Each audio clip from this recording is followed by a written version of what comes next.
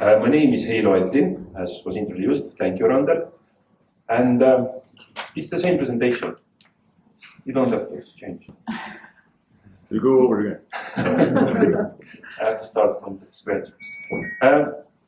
Okay, meanwhile, the presentation is coming up.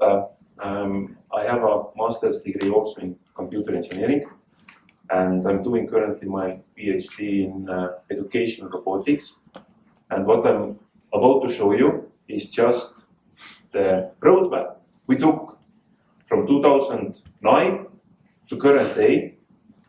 What activities did we do, where we were back in the day, and where we have reached today. I know for sure that these things that I'm about to tell you and show you don't work here. This is a totally different situation in some ways. But I can tell you which things worked and which things didn't work. So, when we started with education robotics in 2009 or 8, we were in lack of engineers, computer engineers, programmers, IT people. And we thought, okay, let's educate people. This is the most easiest way to get new engineers. Oh boy, we were wrong. Because not everybody wants to be an engineer.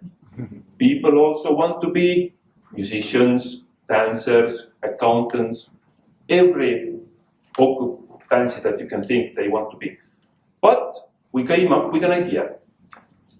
The most worst thing that we could do, and you could do, is not to offer everybody an opportunity to become an engineer. And this is what we took as a goal, to introduce kids to technology, let them play with it, let them mess with it, and already starting in kindergarten. And in kindergarten, because this is the time in child's life where it actually affects their future choices. Because so many funding, even universities think that, okay, we should start affecting people to come to university in high school. No, much, much lower. So in 2013, we had about 7% of activities, after school activities that we mentioned here, that were connected to science and technology, 7%. And 93% was everything else, dancing, music, theater, sports. So we came up with a concept. It's a 5-step concept that circles around the school, and it starts with gaining the interest. So the first thing, how did we gain the interest, was with the roadshow. We had a bus, we called it robotic bus, and we had a robotic theater even. So there were actually robots acting out 2 fairy tales, Little Red Riding Hood, and 3 Pigs and the Wolf. And we had always about 50 pupils watching it, and after the robotic theater we did a workshop. But for us, actually, it was not important to make a workshop for the pupils. We didn't care so much about them.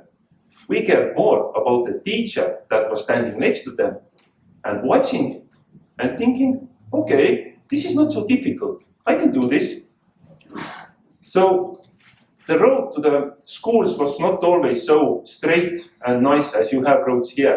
So this is a picture where we got stuck somewhere in Latvia in the middle of winter, in the middle of nowhere.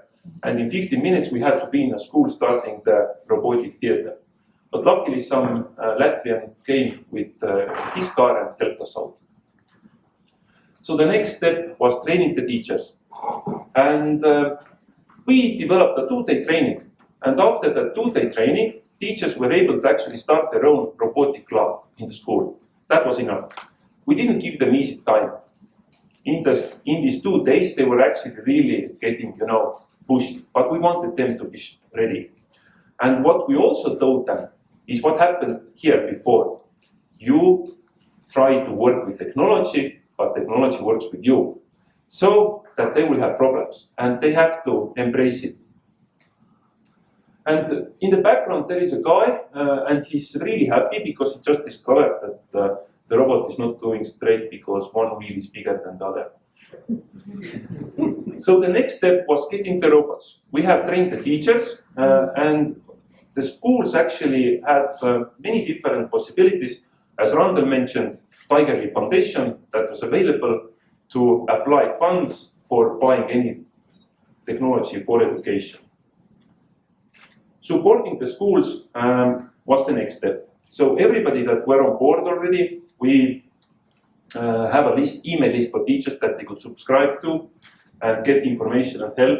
We have websites with information, courses, we did trainings, as also second level trainings.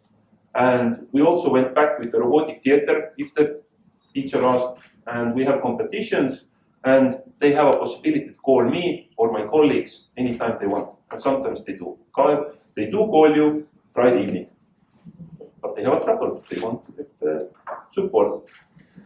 And the last step, and maybe even the most important one, is organizing outputs. They have to have a chance to come out of the school. Otherwise, they get stuck there, it gets boring, but they have to have a chance to come out and compete. And on the picture, there is a great program called First Lego League. Now it's called First Challenge. And this is a program for developing 21st century skills as teamwork, problem solving, robotics. And it consists of a lot of challenges teams have to take. And robotics is only one part of that. I'm not so sure that I can take on board. A few years ago, we made a study we asked ICT students that entered university, what caused interest for you to study ICT? What was the breaking point? And in 2 consistent years, most of them said that it was actually something they did in the childhood. They broke their computer and they had to fix it. They built their own website. They were playing with technology. They were given free hands in a free environment. And this was what caused their childhood hands-on experience. And this really empowered us, said what we are doing when we are giving the opportunity to play with technology has an effect. So where are we today? We have computer classes and fast internet in every school. This is not something we did, but this was like a generic thing. STEM subjects are taught with different devices. The beauty in Estonia is that curriculum is compulsory, but the way that teachers can teach it is free. So you don't have to follow any certain method to teach math, to teach Pythagoras theorem. You can do it the way you want as long as the pupils get the point. So they're using different devices even for that as robots. We try to teach physics with robots. VR technology. And today we have developed from 7% to 15% that take part in extracurricular STEM activities.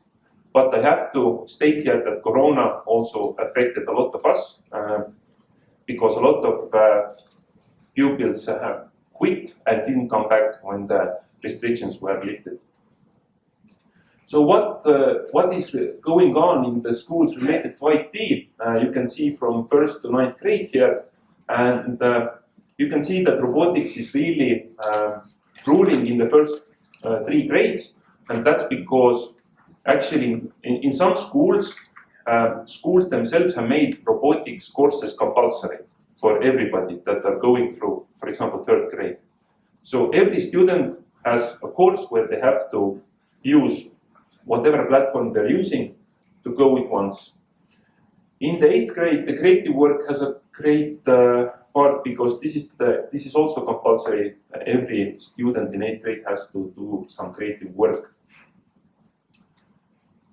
And here is a list of devices that schools have bought from 2014 to 2021.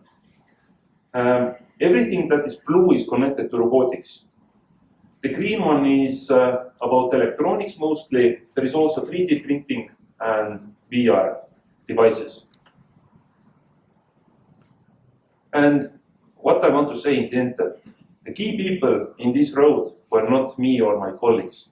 They were actually the teachers. Without the teacher, you cannot start anything in a school. As Randall said, there is the technology, usage, grab. And if you don't have those innovators and early maturity in those teachers, then you won't get grow your. And we see it very often that from schools where teachers are left, that we have trained, but they, go to another school. Things are left aside. No clubs are running anymore until they find a new person. So teacher for us is and will be the key element. And I would like to finish with a thought that actually it's not about building robots, it's more about robots building people. Thank you.